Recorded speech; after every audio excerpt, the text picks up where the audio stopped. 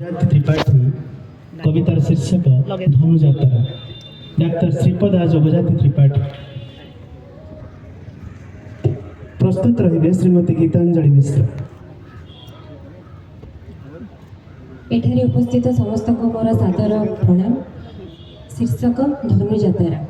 धाड़ी धाड़ी छिड़ा मथुरा बाड़ी, मथुरा दांडरे श्रीकृष्ण हली। अपूर्व रूप से सर्पे उल्लास, चिंतती कि लाभ पाइब कंस। मामू भई भणजाकु डाकिची, धनुजात्रा करी बध बांधिची। एमंते कहूनु कुबुजा मिली, कुज सजाड़िले श्रीवन माली। कंस द्वारे थिला कुबल गज, बुलाई भिंगी भांगिले पहिज। भंजन भणजा कांडकु कंस विचारी, अष्टमल्ल पेशे मारिब हरि।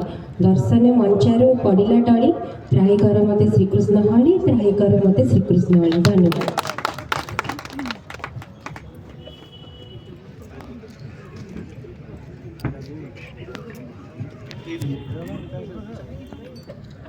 धन्यवाद कवयित्री।